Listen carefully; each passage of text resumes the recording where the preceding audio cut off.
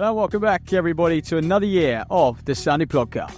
I'm Ollie Lam. And I'm Matt Seddon. Back in 2025 for our 5th season. You can expect more of this. He's claiming that he was ill before the semi-final, whatever. But I just feel like at that point he was just looking for attention. And some of this.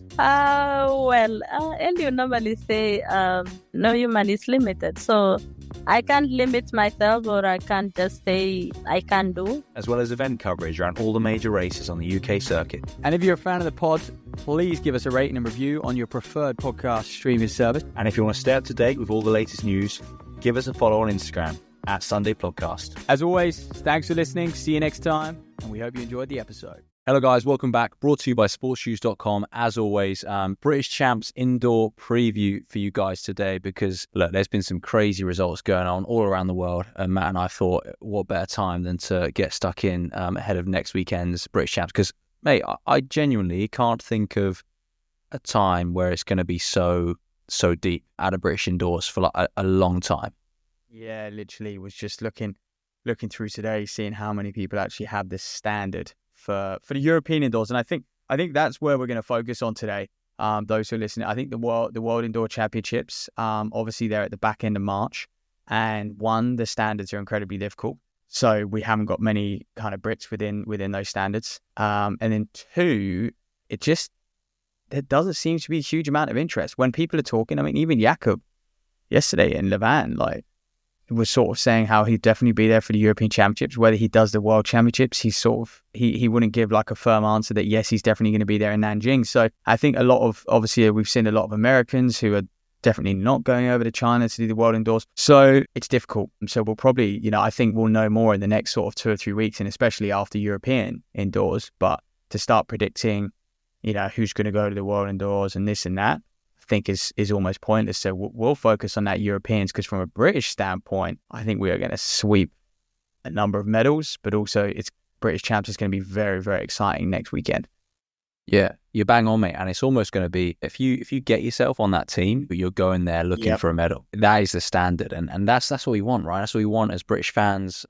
We want our British champions to be going out there after medals and even after the win, to be honest, particularly obviously on those distance events that we're going to focus on. But just a couple of results to round up from the past couple of days as well before we get into these, because we can't ignore Jakob and with the world record in the mile, 3-4 days after Yared Nuguse broke the record over in the States last week.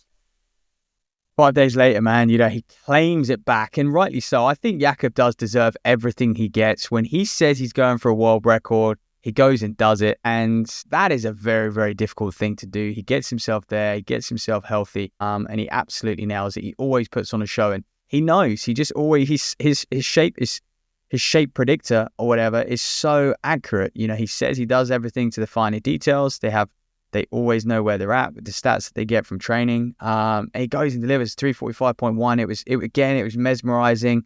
It was just him and the lights.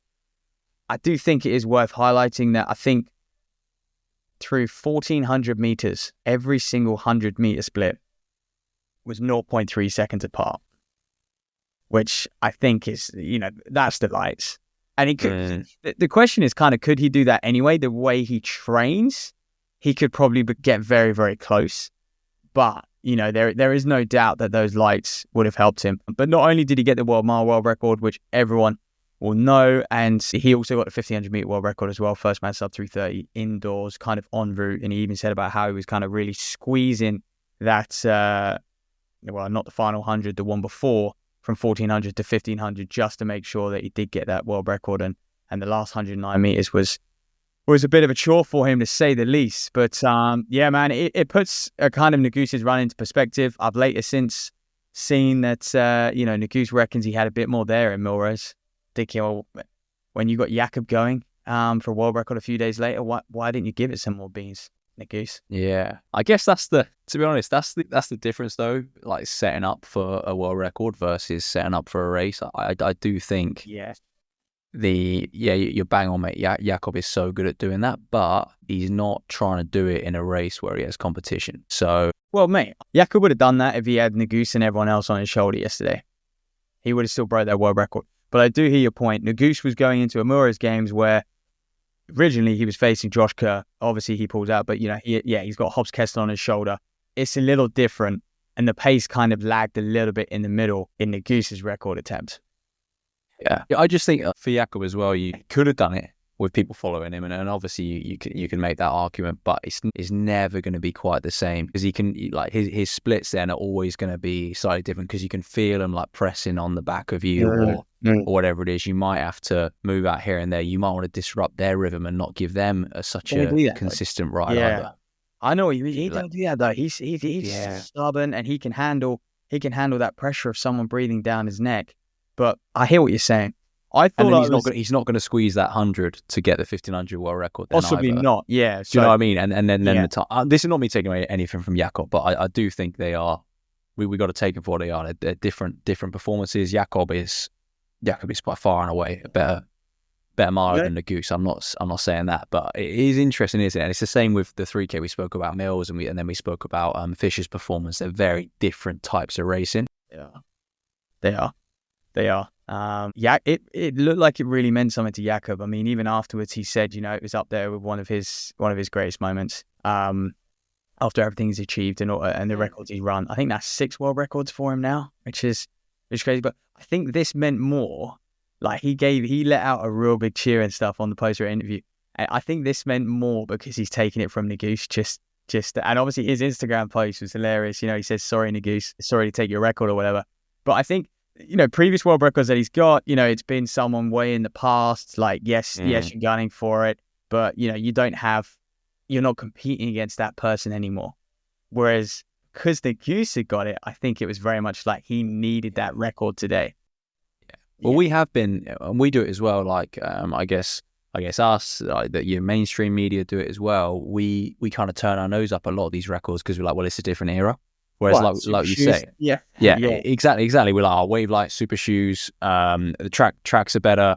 Everyone does threshold training, like double thresholds now. So it is what it is.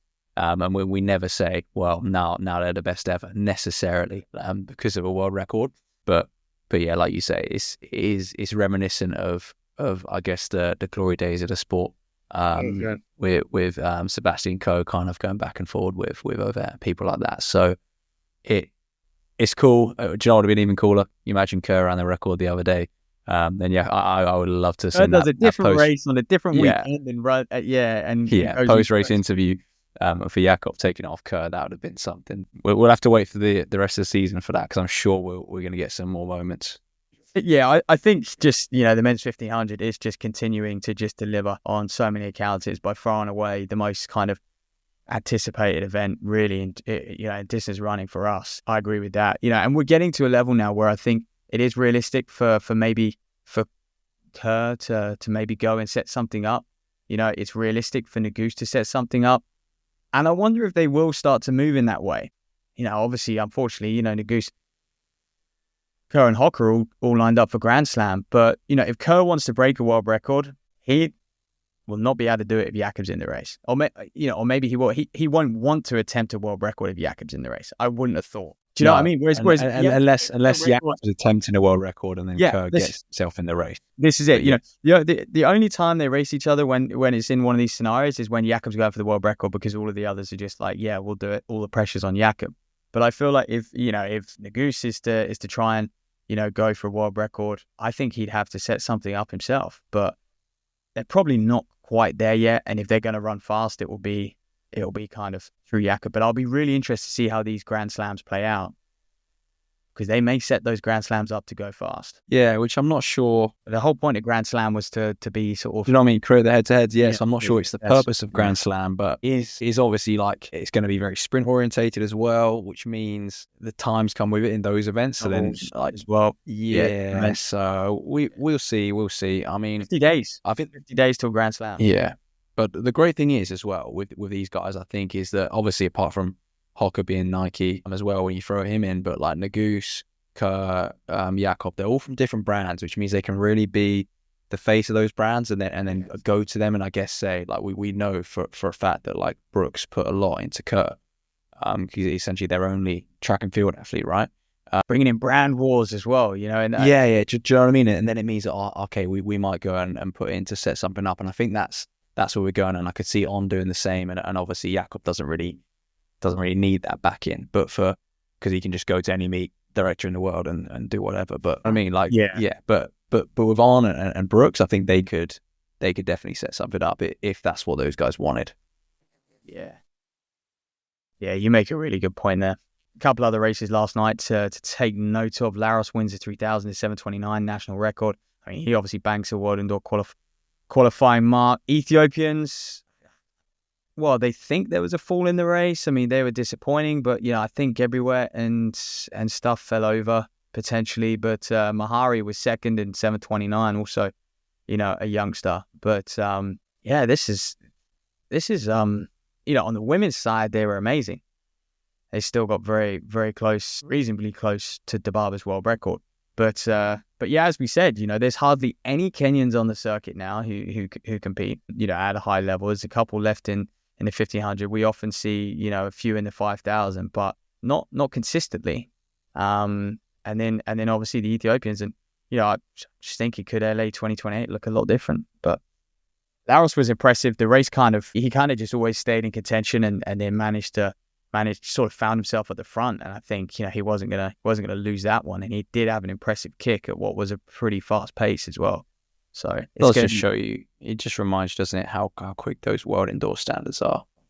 Scandalous. You're having to win a gold label world tour, and there's a bunch of Ethiopians. Laros is kicking for the win. He runs 7:29.49, which is a second and a half inside the standard. Bonkers. Yeah. Absolutely bonkers. It is rather. Yeah, then over from Europe to bit closer to home, and Armagh, which never disappoints, does it, mate? And you had some personal interest in there as well. But 22 men sub 14, 154 sub 15, and she continues to be one of the hottest 5Ks out there. Though what I would say is, there was a point where it was like the one, and with obviously, I know we're a bit biased, but obviously, of course, your podiums, and then a few of the Batsy race as well. Like, it's no longer the only place to go and run quick on the road, right? No, but you certainly have a good chance if you can get in. I mean, 154 sub 15 is just nuts. Comparison to, like you said, 130 the year before, setting records on so many fronts. The conditions did look good yesterday. But no, you are right. I think basically just what Armagh had, quite a few years ago, is they had a lapped course and they had deep fields. And they realized that, if you want to have an historic race, not only do you need sort of 4 or 5 up front, but you need everyone in between. And I think this is where like Barnsley at podium and Keith and Ben are doing so well at Battersea as well, is they're identifying, we need to make these fields as deep as possible, and everyone, then there's no gaps at all, floods of athletes coming across the finish line, and that's how everyone just gets completely dragged round. Everyone's latching onto that person in front. And you're right. I think, if all of those went to Battersea Park or went to podium, they would go get the same results. I'm certain of it. I think Armagh just has quite a bit of history and romance to it, and people it's a little bit like Boston, right? It's like, right, this is where you go fast, so you just go over there. And absolutely, and hats off to them, because they have really led the way with that, and it's been great to see like so many good meets follow as well. But 13:33 for the win, Andrew Colley, and then obviously the women took on the 3K, which is always a bit of an interesting one to see how they go. Verity Ockenden wins in 9:05, 30 women sub 10 minutes as well. So probably quite a nice time of year for a road 3K, right? If you're not really kind of cranking out the indoors. Yeah, mate. Even if you are cranking out the indoors, probably not a bad shout. With British champs on the horizon, but yeah, women's 3K delivers in a very similar fashion, and it's getting, that is another race. Like I said, 38 women sub 10. Like you said, it's getting deeper and deeper and deeper every year. I think that's quite impressive, and it continues. I'd be interested to hear like if women would rather have a 5K. It's just always been like that, hasn't it? But it has always been like that, right? It's always been a 3K, but hey ho. But a few more results. You mentioned Ockenden. India Weir was second. Amelia Quirk third, 9:09. Jack Kavanagh, by the way, I watched a lot of him last year at domestic races. He didn't do a BMC. Don't think he's ever done a BMC, but he went and got second yesterday, 2 seconds behind Andrew Colley, who was fourth at the US trials. I was reminded by Richard Slade at the US champs last year. And he closes hard. 35. I haven't done it yet, and I do apologize, but go through the sort of British road records. I mean, Ellis Cross went around 13:36 in Monaco. And that was on the kind of all-time British road times. 13:35 by Kavanagh is legit. And like I said, this is a guy he's a school teacher by day. He trains with his coach down at Holland Sports. He did a fantastic job. I think basically all he's done all winter is a few Surrey leagues in the sort of second division. But, I think he's certainly going to be one to watch come the summer. If he can get himself potentially up to altitude, if he can get in some faster races and get over to Europe and hit some races or hit some BMCs, which I think is the aim for him. He could be challenging, sub 13:30 and possibly low 13:20s. The one story coming out of Armagh, though, which was absolutely nuts, is Swedish runner Lorstad. 16-year-old kid goes and runs 13:36 to get third. And by the way, those who watched the stream, he was just pissing around with it up at the front. He was leading. Honestly, everyone was sitting behind him. He was leading. He was fearless. He was taking it on. He was sort of checking his shoulder, like, can someone help me out here? Andrew Colley and people in that front pack weren't really having it. Scott Sterling did lead for a bit, to be fair. But yeah, he was, for a 16-year-old, and he only came 12th to the Eurocross under 20s, which kind of shows you how deep the under 20 Eurocross. You think QE and Laros, how good they are, but 13:36. It's just a new Scandinavian talent who's coming through, and he's wiping records. Absolutely. But look, time to move over to the main event, because we're 17 minutes into a British Champs preview. We haven't got into it yet, so let's get into what everyone's here for. But look, crazy races coming up at British Champs, as we just said. Where should we start, mate? Should we start at men's 3K, because it's going to be electric? Yeah. Oh, it will. Yeah, right. So standards 743 is obviously the European standards, or 736 outdoors. Who's currently got it? Kerr, Plucky's got it. Adam Fogg's got it. James West has got it. George Mills has got it.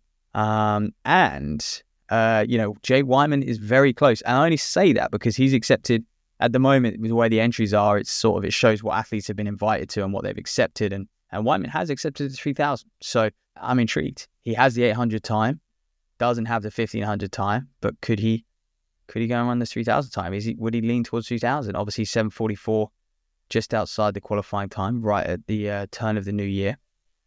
So always, I think it makes sense for him at this time of year, doesn't it? Like with his injury problems he's had. But what doesn't make sense is, he'd be going up against George Mills and James West. And in a 3,000, I actually think I'd back both of them to beat Wyman, which might sound crazy. I know what you mean. Whereas in the 800, it's a win-win, right? Because they either run super quick and they drag him around for a quick time, because they're not going to, I'm not being funny, no one, right, even them two, jogging around a 3,000 with Jake Wyman sat on them. Or I think they'd be foolish to jog around, which means they have to go quick, which gives Wyman a shot at the time. What you need to remember is you need to judge Whiteman on current Jake Wyman, not kind of Jake Wyman who won the World Championships 2.5 years ago. And he is obviously incredible, but George Mills 727. I mean, he could crank this out and start ripping some 59s for the last. He ran at 224 last K anyway when he ran 727. So. You could put him down to go and do something, 222, 223 last kilometer. If he did, I think that would be enough to make Whiteman pay, to be honest, no matter what pace they start off at. And then I think, Westy as well is very aerobically fit. I'm intrigued to see, this is Friday, by the way, he's racing in Boston tonight. Intrigued to see what he does in the 5,000 there.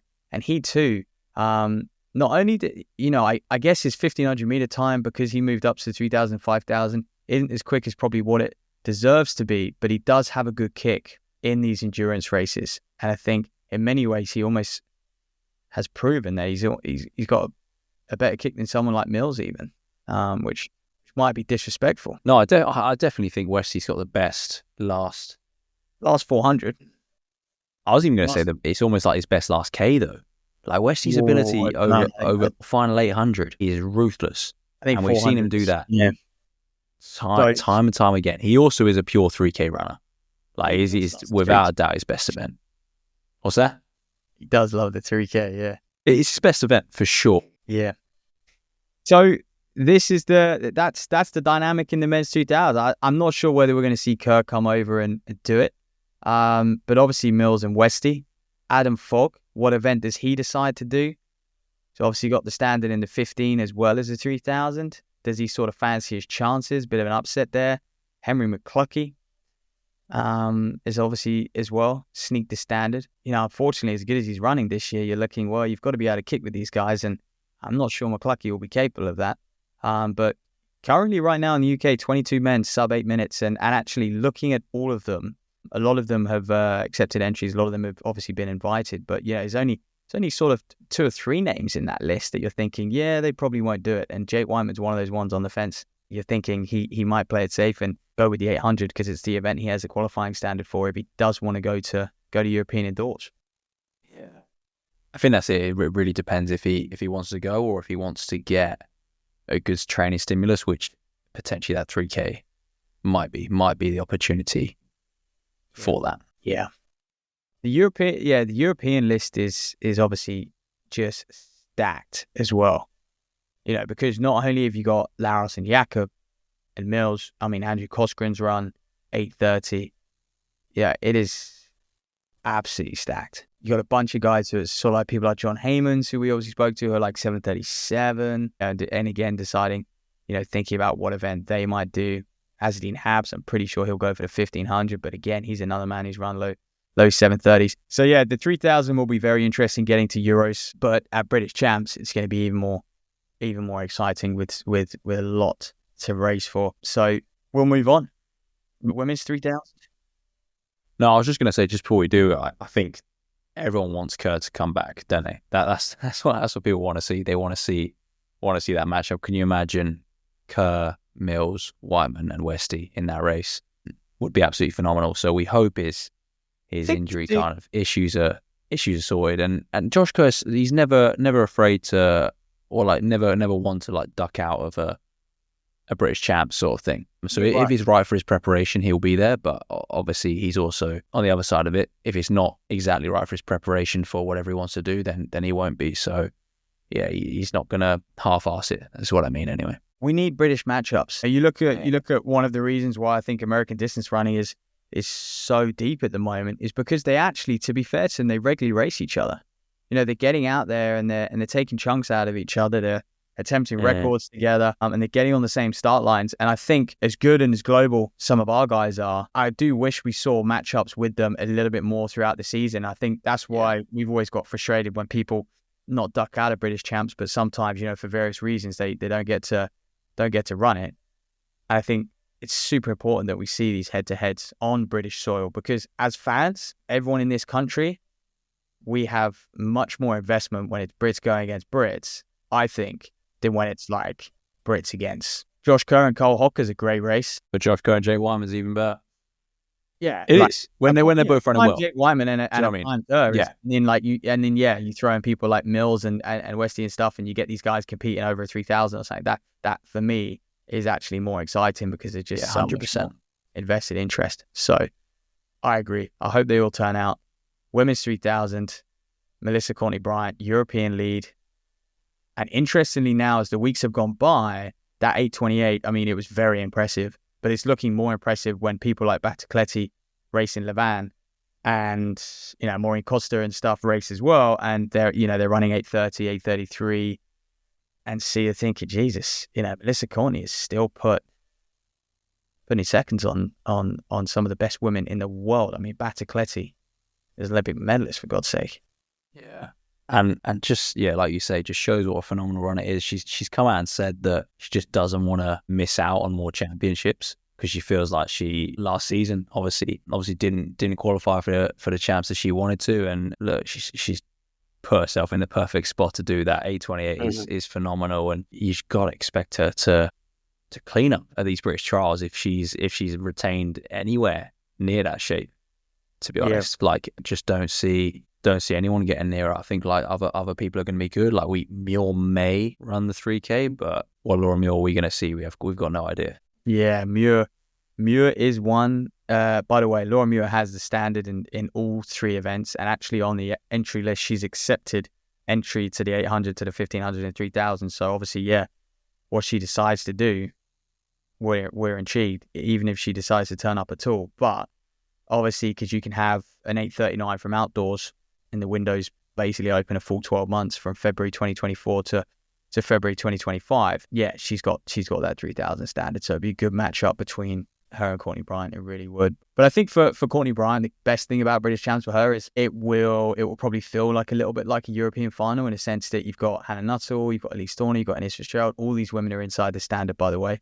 Shannon Flockhart also has a standard, but I think, in the NCAA's provenance, definitely won't be coming back for it. And someone like Carrie Hughes is 849, just outside the standard of 848. So it will be a good championship race for her, and she'll have to decide how she wants to run it. Yeah, I think so, mate. But I also think she can run it any way she wants to. When you are, yeah, but I mean, unless we're seeing a super fast, super in shape Laura Muir turn up, I think if you're an 828 shape, you're going to be absolutely fine in a kick, even if it's super slow. You're also going to be absolutely fine winding up from 1200 out. Yeah, she's good enough to win the British Champs. Obviously, there's no question about that. She's European leader. But I think if you're Melissa Courtney Bryant, you've got to be thinking, what tactic am I going to deploy in the European final? How am I going to win the European Indoor Championships? I think the British Championships is a great chance to maybe just practice that tactic and familiarize yourself with how it feels. And so that's why I think she might be thinking a little bit deep about the race next weekend. Yeah, I think that's a great shout, mate, to be honest. And yeah, not something I'd particularly thought about, to be honest. Like, what? We're gonna have someone like... Where's your coaching hat? We're gonna have someone like Anis Fitzgerald, who will not be surprised if she takes it up, Yeah. And really starts turning the screw. And what a story that would be if she makes that team. So we could be in for a nice and quick race, which would be great to see. But then you say that it's all about her taking it on. We've also got Hannah Nuttall, who's proven herself as absolutely lethal in a kick. So expect to see her there. And again, the unknown, Laura Muir. So you do start playing into it. I think. Yeah, I mean, how do you think she does win the European Champs, though, mate? That's the question, I guess, because it depends how deeply she thinks about it. Because a lot of people will just be like, well, it's going to be fairly quick, and then you just got to have a decent finish, right? It's so. Do you know what I mean? I guess she's going to have to think about people like what someone like Nadia Batscaletti going to do. I mean, Sarah Healy's also run 830, so kind of you start to think about these key players and potentially what way is their preferred way to run. But this is what's getting so difficult in this day and age, is everyone's time trialing. So you never really see anyone run a different race. So actually knowing how people cope off a slow pace is quite difficult, because you never get to see it happen. And then, understanding how someone copes with surges or off of a quick early, like a really quick early pace, like maybe they set off at 825 pace or 820 pace and then slow, and how they cope with that lactic and fatigue and everything like that. So it is so difficult for athletes now to start to sort of, I guess, design tactics and practice that championship. And that's why I think for someone like Courtney Bryant, she has to start thinking about the Europeans. And look, she'll probably start to have a pretty good idea. But it certainly sounds like she is invested in getting that title and potentially pushing on to World Indoors, where you're thinking, well, she could sneak a medal at World Indoors. Someone like Sergey blew up yesterday. Haile goes and takes a win. Sergey blows up and runs 825. Like, that's not a million miles away from Melissa Courtney Bryant. So, yeah, intrigued. But the women's 3000, sure enough, is and by the way, Nuttall, Fitzgerald, Melissa Courtney Bryant, they're all top 6 in Europe. And obviously Laura Muir with her outdoor time is easily in the top 6 in Europe. So we have Brits, we could see a scenario where we have 2 on the podium, maybe even a 1-2-3 situation. We really could. But let's swing over to the men's 1500. Yeah, absolutely, mate. And again, some of the similar names that we mentioned in that men's 3K, obviously Mills as a standard, Hogg as a standard.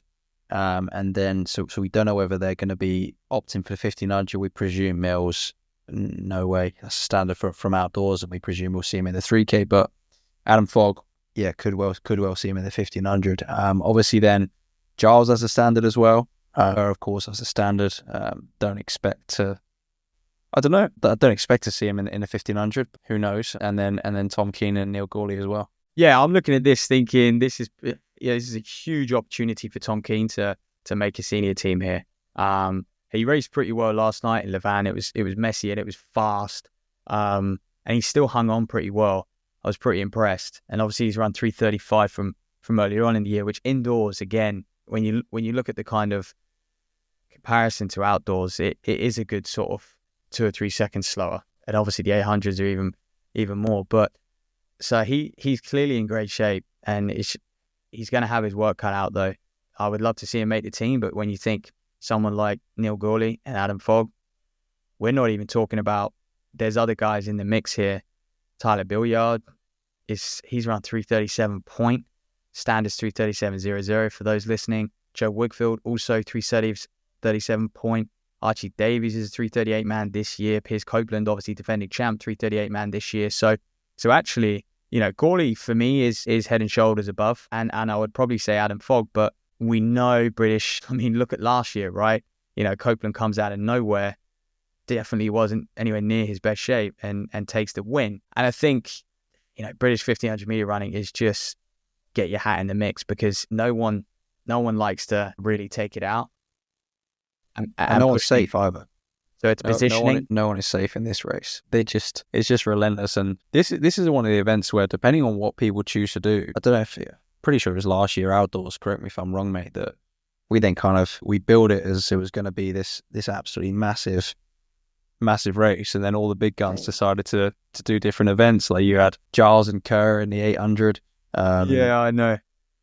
You had guys in the 5, and you're then like scratching your heads thinking, actually, if some of these had just picked a different event, they'd be on a team rather than not on a team at all. Because if Giles opts for the 8, Mills goes for the 3K, then this 1500 then is not an easy team to make. The team is never easy to make, but comparatively, it's a much easier team for Tom Keane and Neil Gorley. Yeah, you're right. And obviously Adam Fogg as well. But I do see this. Fogg in the 3 as well. I do see this going to Neil Gorley. I mean, he's just a bloody specialist in these situations. And actually, I feel like he's going under the radar quite a bit. He's run 3:33.1 in that Milrose split. So he's running very fast. Obviously, Fogg's in great shape as well. But he was still, I think, 10th in that Olympic final, and after a really tough 2023. So I feel like 2025 he could really start to push and press and kind of go set some PBs again, and probably want to threaten for any British records and stuff like that. Just Kerr really has done a job on those. But yeah, it's going to be be good to see him back in the mix, really. So the men's 1500 is absolutely stacked. If you do include people like Billiard, Wigfield, Davies, Copeland, there's probably 6 or 7 guys who are good enough. The only thing I would say, look, we've got the weekend. We're recording on a Friday. They got Saturday, Sunday to go get that standard. So by Monday, it could all be different. But obviously, the window closes 23rd of Feb, slam shut. So they'll have no time to go get any standard. So that team will just be picked. Basically, as soon as Sunday's final is wrapped up, we'll pretty much know who's going. I guess it will be quite good to link on to that men's 800, buddy, because 146.4 is the standard. But the only men who actually have that, and this is why I do think Giles and possibly Whiteman might go for the 800, because they both had the standard. And the competition, I mean, you've got a defending champ, Jack Higgins. But it's probably fair to say that he's not the level yet. He definitely has the ability to become that good, but not the level yet of someone like Elliot Giles or someone like Jake Wyman. Doesn't have that same experience. And so, they would only have to beat someone like Higgins or Justin Davies. The other men who have the standard, by the way, are Patterson and Bergen, but we know both of those won't be competing. Yeah, and this is where Wyman, right, could opt to just not run the 8 and run that 3K and kind of think he's going to get accepted for the 8 anyway. I mean, that would, possibly. I mean, we're talking... Because if obviously once those rounds start, we know he can probably presume that no one's going to win the British champs in sub 146.4. Okay. So Giles goes, and then he himself can raise that 3K, see how it goes. But if not, they're probably going to pick him in the 8 anyway. Yeah. I mean, we're giving Wyman a lot of airtime, and only because he made it clear, in interviews and stuff at the turn of the year that he really wanted to compete at the Europeans and he really wanted to compete at one of those. He may have an injury so bad that we're not going to see him at British Champ. Possibly not. Obviously, he pulled out this weekend already. So exactly, yeah, he's not doing the Keeley Classic. So clearly there's something there, and he might not even be in. He might not be ready, to do it. But he didn't have much to gain from doing the Keeley Classic, really. I mean, it was 1,000, and if you're kind of just gaining fitness and stuff, probably wants to make himself right. But yeah, he might not even be doing British Champs. But it's Justin Davies is definitely a man. He's 146.9 at the moment. Pretty sure a UK leader at that time as well, by the way. And so he's just half a second off that standard, and he's a bloody good racer, and he's a tall, rangy runner. So he's difficult to get around indoors for sure. And a lot of it as well, like people like Higgins and Davies, they've been running on the circuit where these races are just scrappy, man. 800 meters indoors is just horrible. Like you get cut up so much, your pace is all over the place, and so that's why the times are considerably slower, right? Yeah, for sure. But you mentioned Gawley being an indoor 1500 meter specialist. Giles is certainly has the pedigree of an indoor 800 meter specialist himself. So if he does that event, it's done and dusted for me. It's his for the take. Yeah, I mean, he's the fastest. What's he around 145 this season already? So so that's the men's 800 in a bit of a nutshell. We'll know more. I can't wait till the actual sort of start list come out and we really see who's in what event. And we'll move to the women's 1500. And actually on a European level, it's not. I mean, only 5 women in Europe have broken 405, which I do appreciate. It's indoors, but just doesn't feel that deep. So I'm sitting here going, well, we could have Georgia Bell win comfortably. We could have Alcott Nolan grab a medal. Katie Snowden maybe an outside shot at trying to sneak a medal. I think we could see a 1, 2, 3. We could definitely see 2 women get a medal. Walcott Nolan unfortunately fell in the van, but it's just European 1500 meters. And obviously this isn't even including Laura Muir. If Laura Muir decides to do European indoors, I think we could get 1, 2, 3. It's definitely possible. Georgia Bell still wins though. Georgia Bell's she's got to be like the biggest lock in the game this season, right? Georgia Bell for the win in that. Such a good racer. Yeah, just you can never get rid of her. Yeah. One thing I was going to say that I do think part of the reason, obviously, those because say Georgia Bell had run a 1500 instead of that mile the other day, it does change some of those rankings and things like that. Because if you've got people going over to the US and racing like Milrose and stuff in the mile, that's why those 405s putting you the top 5 in Europe sort of thing, because they've gone and done different types of races. No, I know. I appreciate that, but to be fair, there wasn't many Europeans in Milrose. But I mean, there's been a lot of races on the circuit, and there's only the Italian running 403 and breaking the Italian record and stuff. I just think indoors it's hard. But it doesn't seem crazy deep. You got women who can run 356, 357 outdoors, and they're struggling to get 405 indoors. But I guess, the equivalent of that is on the men's side. A lot of men are running 335, 334, and they're 330 men. So it stacks up.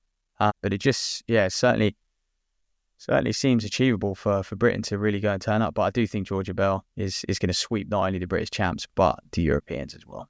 Yeah, absolutely, mate. Maybe it's a bit of we did mention post-Olympic hangovers, because the women's 1500 was just the most insane depth on the circuit last year, and maybe it is a bit of coming off that Olympic year where so many of these women have run absolutely ridiculous outdoor times that they are just taking a bit of time to get back into the groove. Because we just saw the US trials, we saw the Olympics itself, we've seen it on the British side of things. People just running crazy quick. Mm-hmm.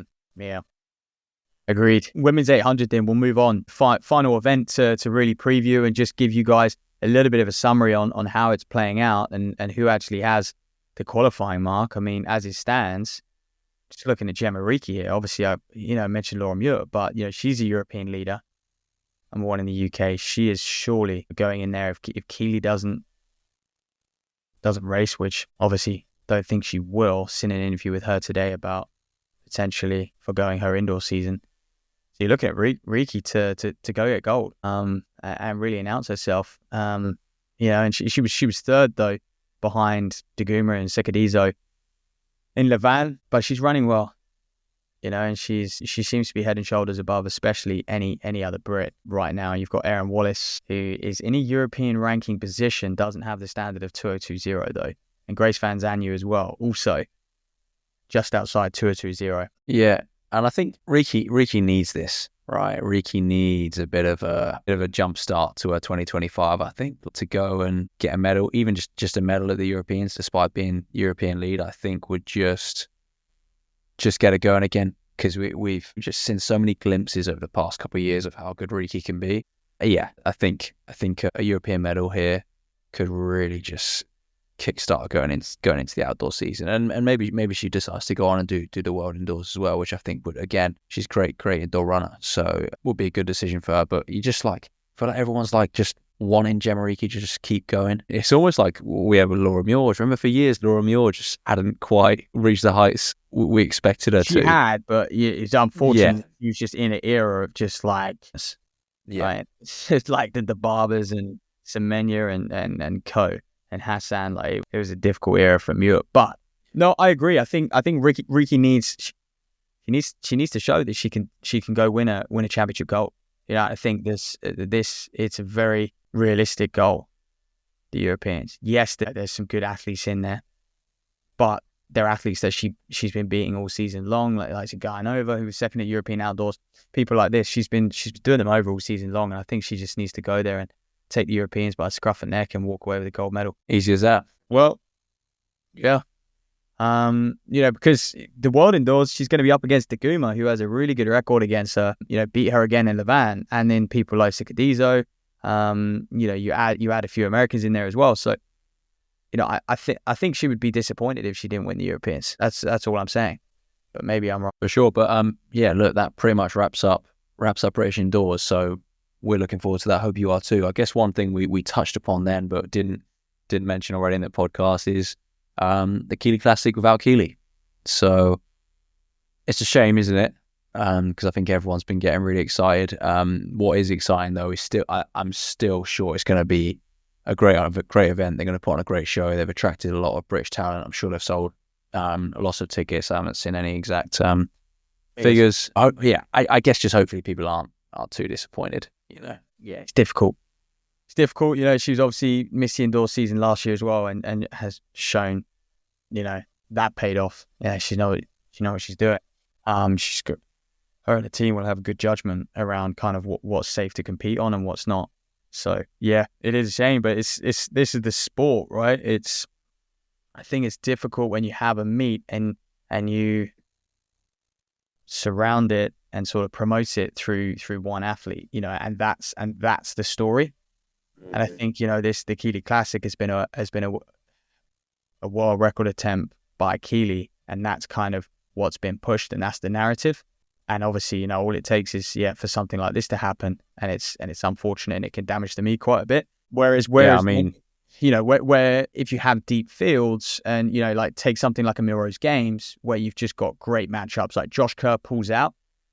Yes, it's a shame, but hey, guess what? We've still got Nagoose. We've still got Hobbs Kessler. We still got Cam Myers. We still got guys breaking world records, and it's still an insane afternoon's action. Like, it really didn't matter that Josh Kerr wasn't there, to be honest, and the kind of athletics world moved on. So I think it's difficult, but it's the risk. It's just a risk, isn't it? It's the price you pay. I think one thing which is great about the Keeley Classic is I hope it is going to be around for years to come, and actually we can start to build a meet in the UK which starts to have a bit of historic value to it and a bit of a legacy. Because I feel like, yes, the London Diamond League, but that's a Diamond League. So for me, that's not like a historic meet that we have in this country. And so there isn't anything. Whereas a lot of other countries have these, amazing, you think of heptathlon has Gotsis, obviously the Melrose Games has a very, historic, they've got great trophies, X, Y, and Z. And I feel like that is what we're lacking. And I hope that, the Keeley Classic clearly has the platform. And if it has, someone like Keeley driving it and being the face of it, she can start to build a bit of a legacy with this meet. And hopefully it can live on beyond the bloody world tour and beyond the Diamond League. Yeah, absolutely, mate. And people are still going to get to see a training partner, Georgia Bell. So great opportunity for her to, I guess, become the face of that event this weekend. be interesting if she could drop into the 800 and just run the world record anyway. That would be the story I'd like to see, but maybe that's not quite possible. Gosh, anything's possible with that woman. So yeah, but look, that pretty much wraps us up. We will pick up all the action from the Keeley Classic and the other events going on this weekend in our weekend roundup early next week. But thanks for listening as always, and we'll catch you very soon.